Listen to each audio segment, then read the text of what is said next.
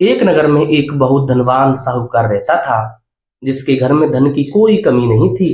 परंतु उसको एक बहुत बड़ा दुख था कि उसके कोई पुत्र नहीं था।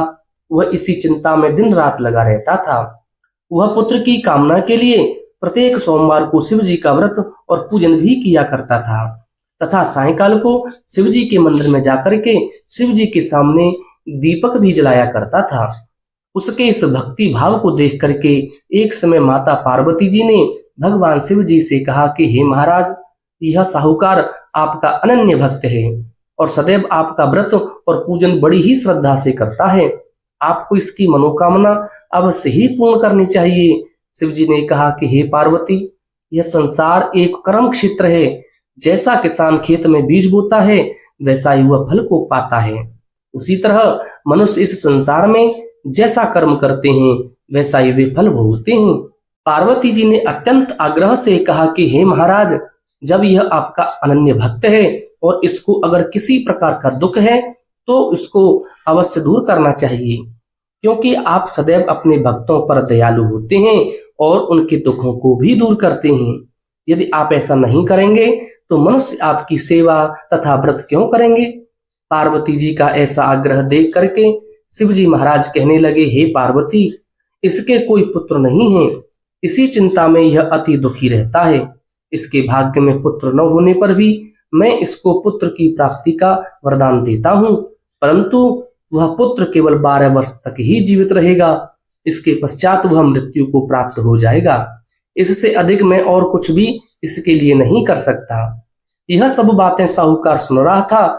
इससे उसको ना कुछ प्रसन्नता हुई और ना ही कुछ दुख हुआ। वह पहले जैसा ही शिव जी महाराज का व्रत और पूजन करता रहा। कुछ काल व्यतीत हो जाने पर साहूकार की स्त्री गर्भवती हुई और 10वें महीने में उसके गर्भ से अति सुंदर पुत्र की साहूकार के घर में बहुत खुशी मनाई गई। परंतु साहूकार ने उसकी केवल 12 वर्ष की आयु जान करके अधिक प्रसन्नता प्रकट नहीं की और ना ही किसी को वह भेद बताया। जब वह बालक 11 वर्ष का हो गया तो उस बालक की माता ने उसके पिता से विवाह आदि के लिए कहा। तो वह साहूकार कहने लगा कि अभी मैं इसका विवाह नहीं करूंगा, अपने पुत्र को काशी जी पढ़ने के लिए भेजूंगा। फिर साहूकार ने अपने साले अर्थात बालक के मामा को बुलाकर उसको बहुत सा धन दिया और कहा कि तुम इस बालक को काशी जी पढ़ने के लिए ले जाओ और रास्ते में जिस स्थान पर भी जाओ यज्ञ तथा ब्राह्मणों को भोजन कराते जाना। वह दोनों मामा भांजे यज्ञ करते और ब्राह्मणों को भोजन कराते जा रहे थे। रास्ते में उनको एक शहर पड़ा। उस शहर में राजा की कन्या का विवाह था और दूसरे राजा का लड़का जो विवाह कराने के लिए आया था वह एक आंख से काना था। उसके पिता को इस बात की बड़ी ही चिंता थी कि कहीं वर को देख करके कन्या के माता पिता विवाह में किसी प्रकार की कोई अड़चन पैदा न कर दें।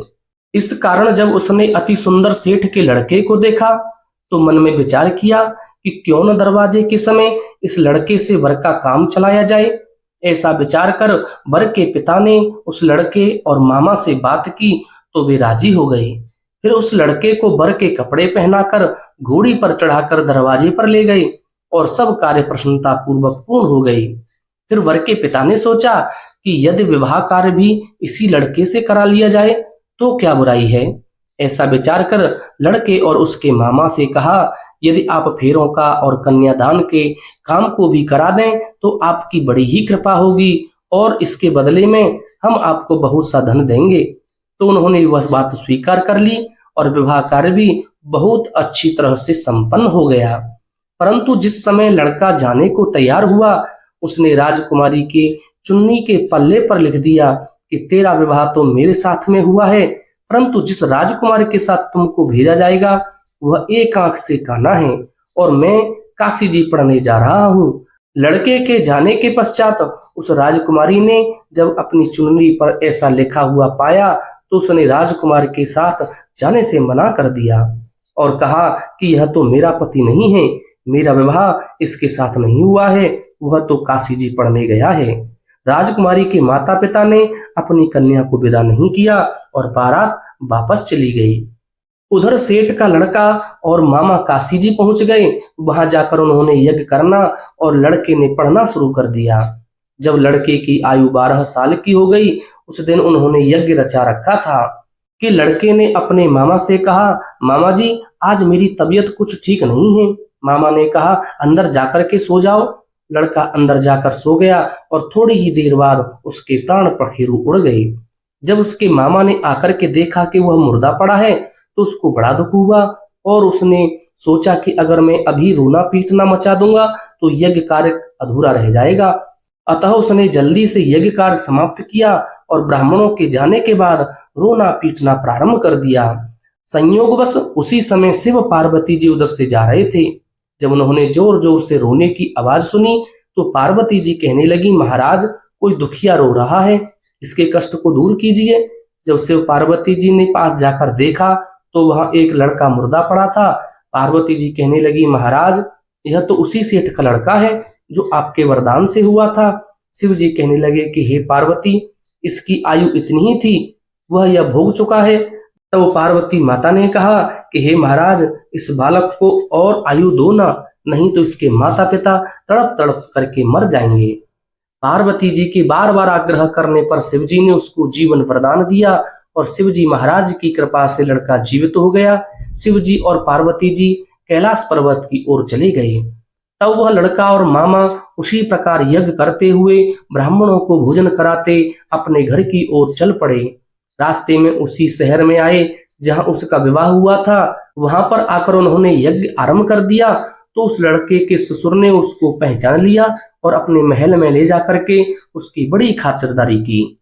साथ ही बहुत से दास दासियों सहित आदर पूर्वक लड़की और जमाई को विदा किया। जब वह अपने शहर के निकट पहुंचे तो मामा ने कहा कि मैं पहले तुम्हारे घर जाकर खबर करके आता हूँ। जब उस लड़के का मामा घर पहुंचा, लड़के के माता पिता घर की छत पर बैठे थे और ये प्रण कर रखा था, यदि हमारा पुत्र सकुशल लौट आया तो हम राजी खुशी नीचे आ जाएंगे, नहीं तो छत से गिर करके अपने प्राण खो देंगे। इतने में उस लड़के के मामा ने आकर यह समाचार दिया कि आपका पुत्र आ गया है, तो उनको विश्वास नहीं आया। तब उसके मामा ने शपथ पूर्वक कहा कि आपका पुत्र अपनी पत्नी के साथ बहुत सारा धन साथ लेकर के आया है। तो सेठ जी ने आनंद के साथ उसका स्वागत किया और बड़ी प्रसन्नता पूर्वक वे साथ रहने लगे। इसी प्रकार जो कोई भी भक्त सोमवार के व्रत को धारण करता है अथवा इस कथा को पढ़ता या सुनाता है, उसकी समस्त मनोकामना पूर्ण होती हैं। भगवान शंकर और माता पार्वती का आशीर्वाद उसे प्राप्त होता है। बोलिए शंकर भगवान की जय। ऐसी ही सुंदर कथाएं श्रवण करने के लिए कृपया आप हमारे चैनल को जरूर सब्सक्राइब करें। हर हर महादेव।